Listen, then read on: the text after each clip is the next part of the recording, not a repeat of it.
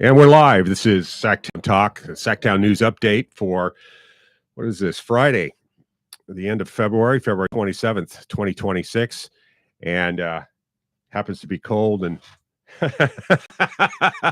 it's outside and inside. So I'm off on stage right here. You'll see my head bobbing in and out of the frame.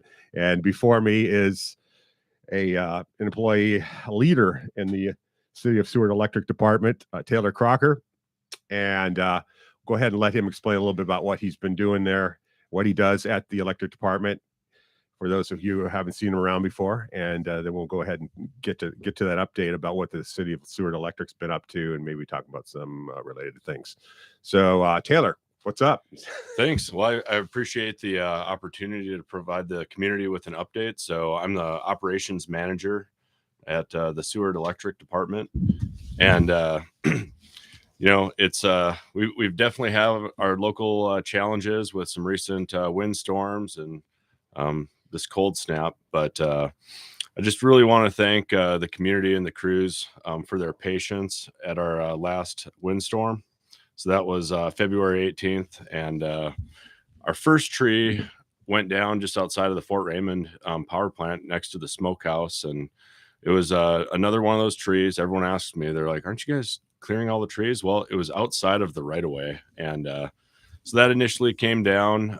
Crews responded quickly, had a really fast plan to get the power back on, but then we went on a little cruise out of town, and sometime after I drove in from out of town, another tree had come down by the pit bar on the corner there, and the damage was a little more extensive than the stuff in town. So crews did a great job, though. They were able to isolate the people off of Nash Road, or north of the Nash Road, so they could get Nash and Camelot, everyone back on quickly. And took a little longer to get everyone out of town on, but the wind was whipping, and just can't thank the crew enough for their hard work and dedication to getting everyone back on. So that kind of brings us to one of my first topics of why vegetation management is so important. And everyone's probably saw the AK tree service cruising around town. They're back. They're back. And, you know, a lot of times you're doing vegetation management, you're just clipping small alders and cottonwoods and stuff out of the right of way, but they're performing logging on sometimes 30-year growth of trees. And that's really important. But I got a call the other day from someone that lives off of Herman Lear Road, just asking about the right of way and what AK Tree Service does, that they have some high bush cranberries, and wondering if they could maintain their own right of way. And I said, absolutely. So one of the, messages that I want to start getting out, and this just occurred to me a week ago when I got this call, but if you have, power lines, going through your property and you want to maintain it yourself. I mean, I don't want anyone in danger of cutting trees down that are touching the power lines or could fall into the power lines. But if the community wants to maintain their own right of way with, high bush cranberries or Patagonia dogwood trees and stuff that just doesn't grow to a height of more than 15 feet, it's totally going to save us money if the community wants to maintain their own right of way. And so if anyone wants any more information on that, there's a Right Tree in the Right Place program through the Alaska DNR.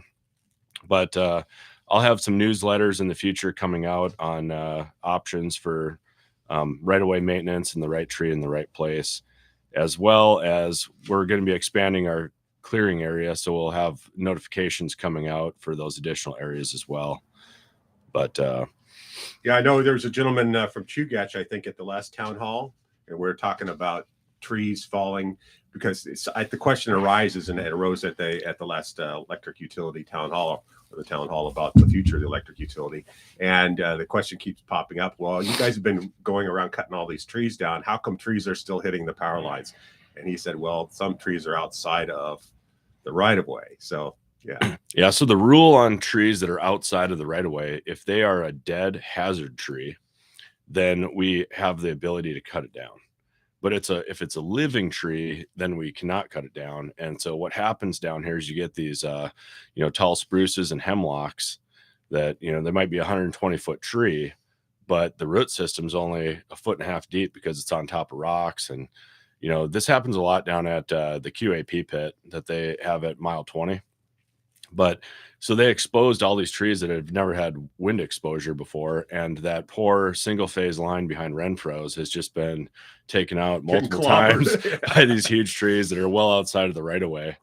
And so it's like we'll do our best. One huge success story for those dead and decaying trees that are outside of the right of way. The overstory software that we perform our satellite artificial intelligence scans with identifies the health of trees, not just where the trees are. And it identified every single hazard tree that was dead outside of the right of way. And then they proceeded to create incidents. Yep. Right? And but like well, we sent AK Tree Service out, and they hot shotted all those dead trees that were identified by overstory. And so we got rid of those at least. But there's still a lot of, healthy trees out there that just have a shallow root system, and you get enough wind on them and they're coming down. So the problem ones that you have mapped that are outside of the right of way, do you go around and advise people that they have these trees and maybe they could do something about them, or do you ask them? Well, the ones identified, we just sent AK Tree Service out and they cut them all down. Right. Yeah. But those, like I said, those were the ones that were, visually dead by the scan. Gotcha. Right. But most of the trees that we see hit the power lines from outside of the right of way are actually healthy trees that just have a shallow root system. Right. And they've been exposed by construction or just. Yep. All right. So we've had that windstorm. I actually was out that night. I ran into you. Yeah. I saw that guys up there in the whipping wind working on the power lines. Of course, you had the power cut off somewhere, obviously. So it was safe, but still not safe, because when you're up that high and the wind is blowing, it's pretty challenging, I imagine. Exactly. I mean, I was, as an operations manager, I'm not going up in the air, but standing on the ground, I was getting cold on the ground. So it's, 10 times colder when you're up in the bucket. Yeah. You got to have some good, something breaking that wind, wearing something. So, as far, we were just talking about you're mapping these trees, so you have some technical tools that you've brought to bear on the issue of the vegetation and the tree load around lines. What other kind of mapping stuff are you doing? What other kind of tools do you have online that are helping you, not only with management, but like kind of mapping out the future projects that you've got coming along? Yeah, great question. So, the base of all of our mapping is our GIS system. And so a lot of people probably ran into Ruben when he was cruising around from Alaska Remote Imaging. And so he GPSed every single asset that we have in the field. And so we just had that ported over after they did their back end work on the software. And so we have an accurate base map now, and we're going to be going out and confirming fuse sizes, the phase of each line. Our joint use is going to have its own dashboard. So when Alaska and GCI and AT&T have joint use on our poles, we'll have an accurate number to bill them for, because they have to pay to be there, and so that's great to get caught up with. As far as other software goes, we just got SAKTA fuel meters installed on the generators at Fort Raymond. So now when we run the generators, we'll have an accurate count of the fuel or that's being consumed by each one, rather than just kind of, dipping the bulk tanks and when shoreside comes and, adding the gallons that were delivered, for the outage. So that'll basically show us how efficiently we're running the generators. And that's all on your dashboard or whatever behind the scenes. So we won't be able to just to pop on the website and watch the generators run as far as that goes. Yeah. So that's on our SAKTA system, which it falls under national security. So firewalls. Yeah, exactly. Yeah. Yep. And one other question about public access is any of this mapping? I know that community development has GIS portal for public access. Do any of these layers appear on any of that? Are you guys porting any of that over so we can dial something? Yep. So we don't want to make our maps public, and it's just because if a terrorist wanted to come to Seward now, right now, is Al-Qaeda going to come to Seward and take us out? Yeah. Well, so we just, you hear about transformers being shot, especially substation transformers. Yeah. So some of those substation transformers could be 2 to 4 years of lead time to get replaced. And so anyway, we just don't want bad actors, knowing where our system's at, or someone that's not even in our country looking at the internet and coming up with a plan. So it makes it best makes it too easy. Yeah. Gotcha. Yep.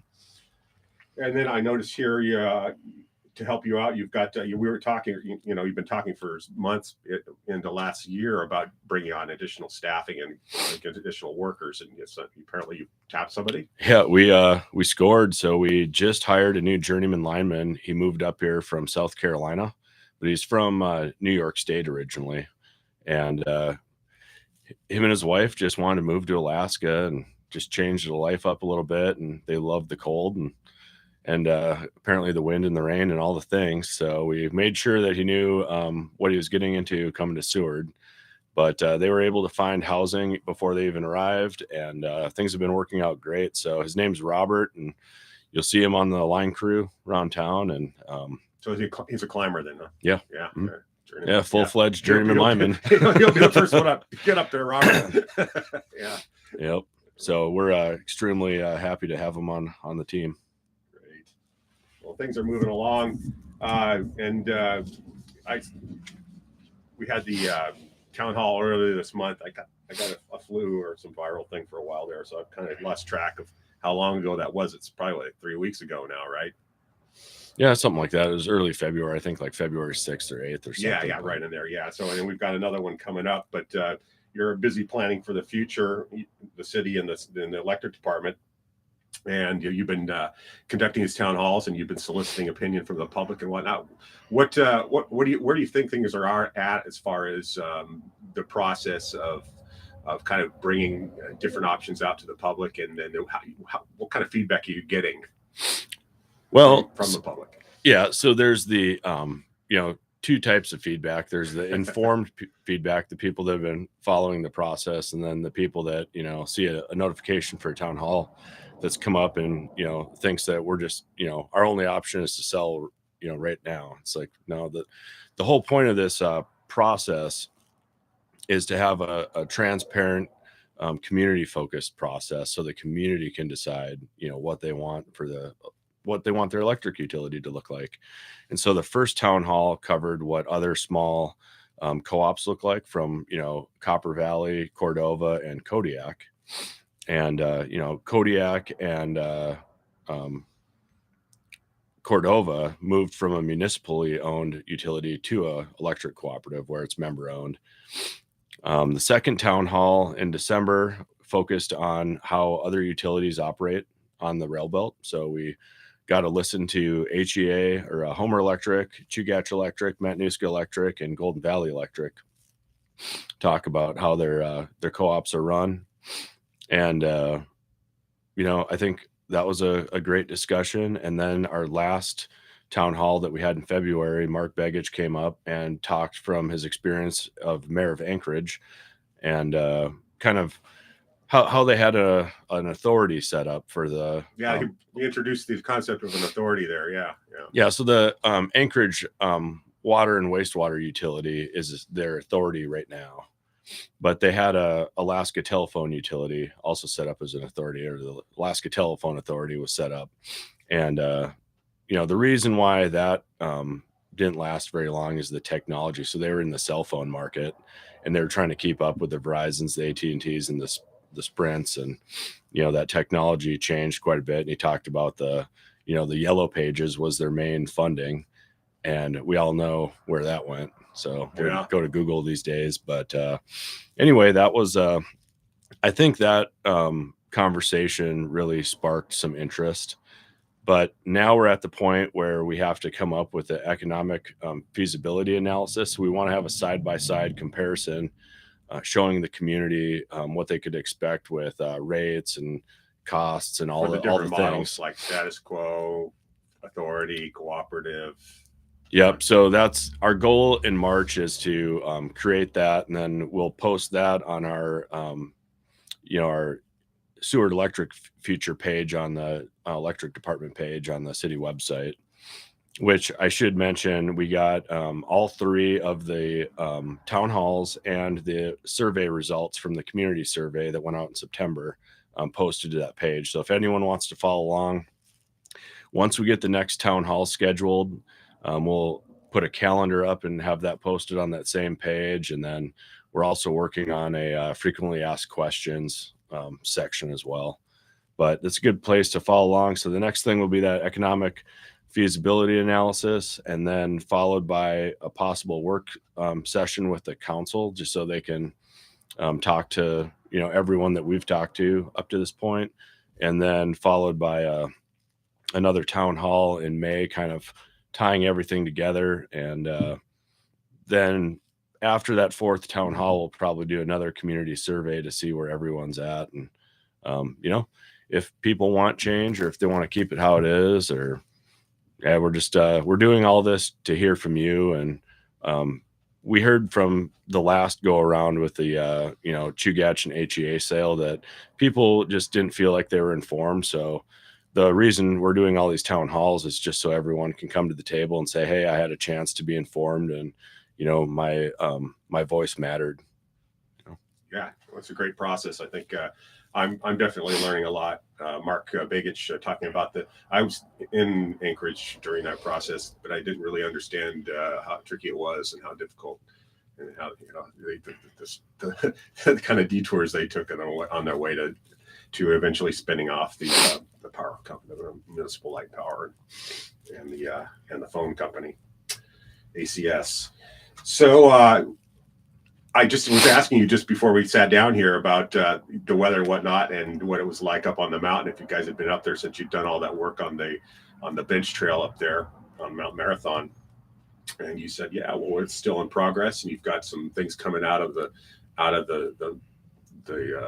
laboratory, so to speak, here locally. I guess there's work being done on bits and pieces and parts and equipment for it. And you mentioned that that most of the manufacturing is being done here locally, or yeah. So we have community partners. Metco helped us out with the trail quite a bit, and Catalyst has helped us out with making up some small parts, and they just got new doors built for the transformer that was the original transformer that was at the power plant out there.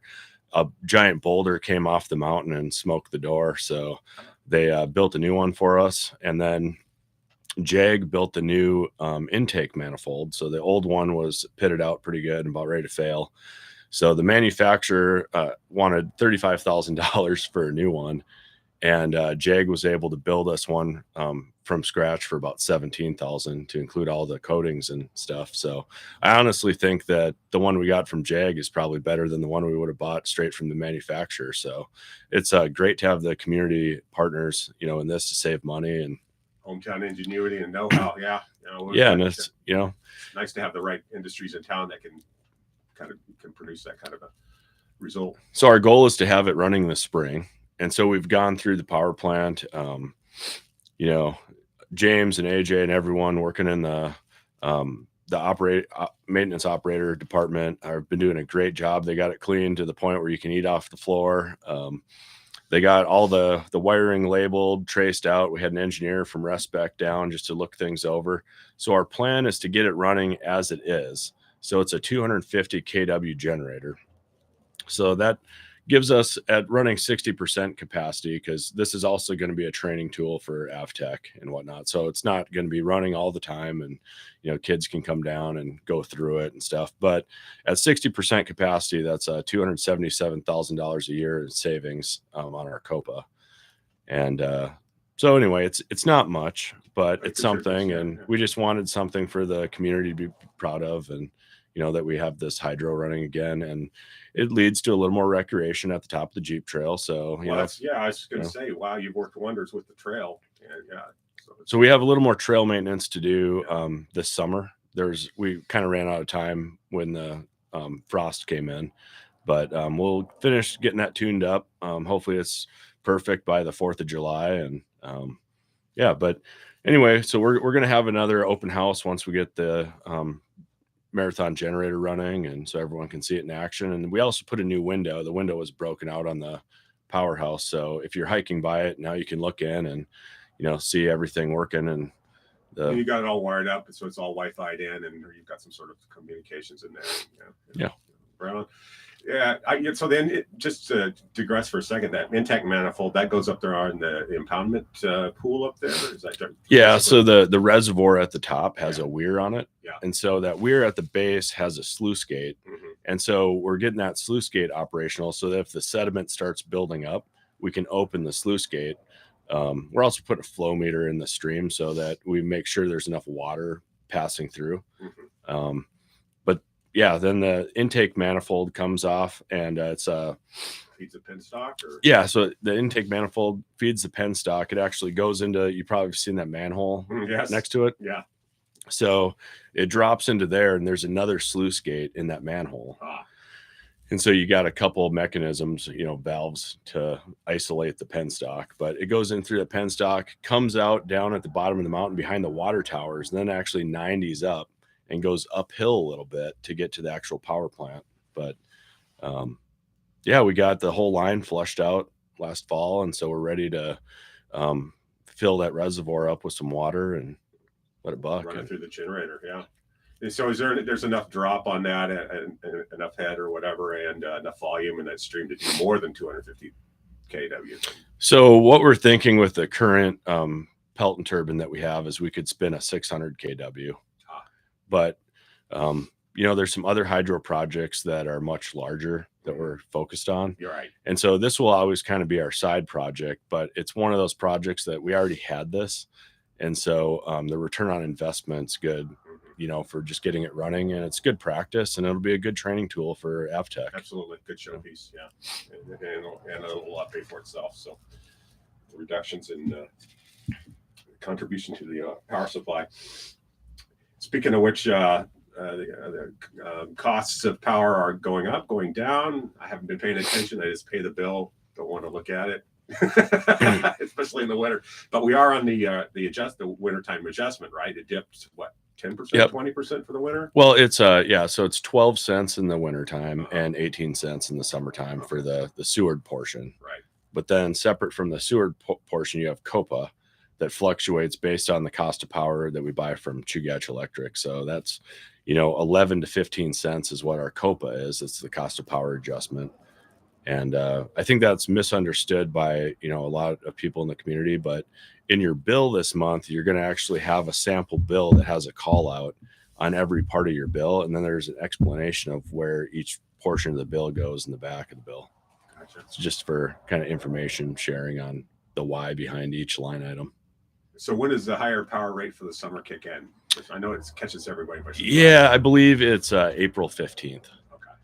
So your May bill would reflect which we are, once we get the new meters in, we'll be transitioning to a 1st through the 31st billing cycle, which will probably happen in like 5-day increments, just so you don't have a 15-day add on to your bill. So you'd have a bill for like 45 days, but we're going to slowly transition into that, because then it'll line up with our Chugach bill, and that'll give us a better, understanding of our power purchases and our power sales. Yeah, I was just looking at the bullet points here, and at some point they're talking about wheeling charges and all this stuff, and then they're talking about getting into some sort of new organization with all the different utilities, forming some sort of other kind of coalition or committee or something like that. Did that happen? That is in process right now. So it's actually they're having hearings on the Rail Belt Transmission Organization and what the final product's going to look like. But yeah, Seward's a strong player in it right now, and fingers crossed we're in backbone from Fort Raymond to Dave's Creek, and that does increase the efficiency of moving power in the entire rail belt. So that would be a great win for anyone that's on the rail belt, whether you're in Fairbanks or Homer or Seward. You don't have a lot of arbitrage between different utilities with wheeling rates and things like that. It all becomes more consistent, or just a one flat rate. Well, you have an organization set up. Well, so there's two organizations set up. There's the Rail Belt Transmission Organization, where everyone puts their transmission in, and you put all your costs into this, and then it gets balanced out with everyone that's a member, right? For like maintenance and capital projects and everything. And then there's the Rail Belt Reliability Council, the RRC, which that's the ERO charge goes to that one. And that sets standards for everyone, anywhere from cybersecurity to physical security, SCADA settings, and all the things you need to have a reliable grid. So with those two, they're kind of like partnerships, but it basically makes it so you can move power across Alaska with better reliability and efficiency. Yeah. Yep. So where are we at with the efficiency? Was a consideration there, and they're kicking you were improving the mains coming in, the main lines coming in to a higher capacity, and that was going to decrease the cost because there's higher volume. It's you were able to kick up the voltage level, and then so that would decrease loss. And is that project all done, or are you still upgrading? No. So the Nash Road, the 69 to 115 kV conversion is going to happen starting in March. Okay. And then the next project that kicks off will be the construction of Lawing in, probably September, October, kicking that one off. But so the Lawing substation has a step down transformer.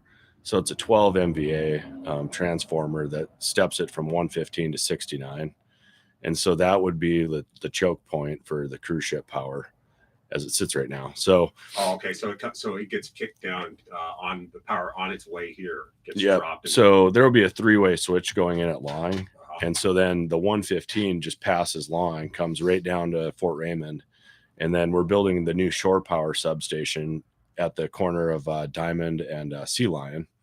And that'll have the battery backup system and everything. And then on the other side of the bay, we're in the engineering phase on the Spring Creek substation. And that construction will probably start in the midwinter to spring of 27. But so by the end of 27, we'll have Lawing complete, Spring Creek complete, and then the shore power substation will be in construction. And then apart from like those bigger projects in the communities, you've been going through, the Alaska Tree Service has been going through clearing the lines and whatnot. Have you identified any sections that need some TLC that need to be upgraded, or just plain old and need to be torn down and redone? Yeah, so we're going to start some system improvement projects. So we've got Lear Road, that if you look at the 8mm film they have at the museum, you'll see that those poles withstood the earthquake in 1964. Oh, and they're still there. They're still there, the same ones. So they're, definitely fully depreciated. And so we're undergrounding Lear Road this summer. And then the railroad requested that we underground throughout their yard because they're planning on getting that Glen Farm pipe shipped through Seward. So go longshoremen, you're going to have some extra work coming your way. And then we have another project on Lowell Point Road. So the section where they're going to put the new tunnel through, we're going to underground that last section there. So we got those 3 system improvements on for the summer, but then we've got, requests for new neighborhoods that are going in off of Nash Road and more hilltop action. And so get a few more neighborhoods put in. And then I don't know where we're even at with services right now. We probably have 40 or 50 new service requests for new builds.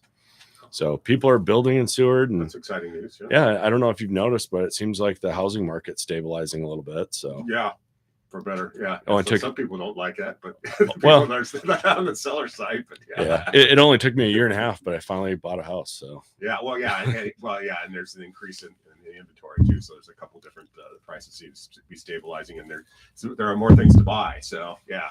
So did you buy new or did you buy?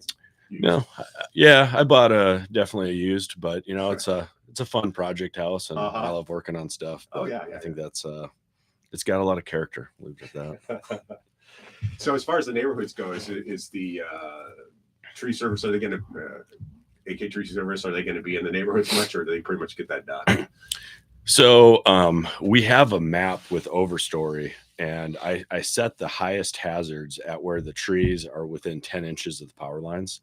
So they've been bouncing around to Old Exit, to Camelot, Stony Creek, working in town, out in Lawing, just hitting the worst areas first. And then we'll come back and, hit the areas where maybe the trees are within 2 feet of the lines, and then kind of work our way back out. But they're still in that high hazard zone on the overstory. Well, it looks like the department's looking good. You've got a lot of good projects coming along, and we're just as a community discussing the future of the utility and developing different alternatives for making energy more cost effective in the community. And of course, we've got the the battery bank and the new cruise ship terminal coming along. That's going to be a major impact to the community, and also going to contribute to the power situation here in Seward. So it looks like we're going into 2026 pretty strong, huh? Yeah, and there's a few things that I think should also be mentioned. We're pushing forward for a new billing software, and so that'll increase our transparency. When we get the new meters, you'll be able to see what you're using in real time and your billing history, and you can make payments over the app if you want. But it'll also have insight to where the outages are happening, and you can kind of just see if we've acknowledged that your outage is out there. But the other thing that I guess we're working on is a rate study, and so I'm optimistic that our rate study is going to be favorable for lowering rates in the future. So it'll probably take us to complete it mid to end of the summer, but we're putting all these things into play to increase our efficiency. And I'm also a ratepayer, so I want to see better rates for our whole community, and I think that would be an economic driver for Seward. Yeah, well, affordability is key for sure, and then reliability. So as we move into 2026, we'll be looking forward to seeing you guys out there, seeing the Alaska Tree Service trucking around, and I'll be. When do you think you're going to turn the key on the Mount Marathon hydro facility? When do you think you'll flow some water through there and crank out some power? Well, it's kind of weather dependent, but I got to have some water. Yeah. So once we get complete up at the top in the next couple weeks, then we should be able to close the sluice gate.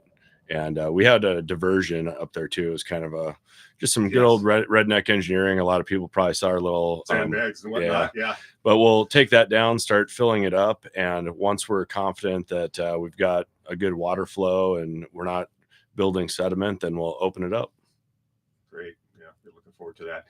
And as far as town halls, you got to kind of ballpark when the next one is? So we're shooting for either May 13th or May 20th, but it's still up in the air a little bit because we've got some guests and stuff that we have to line out. Yeah. But as soon as we get that taken care of, we'll give the community plenty of notice on this one. And well, the earlier the better, because it's going to get wild here.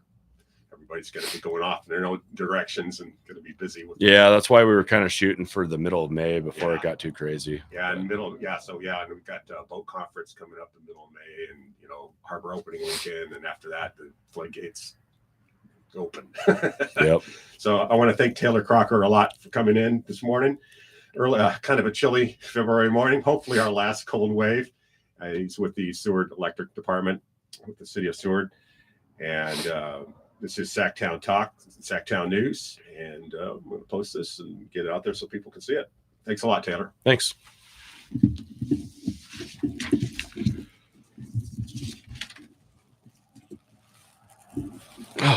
I have to say it's probably the coldest interview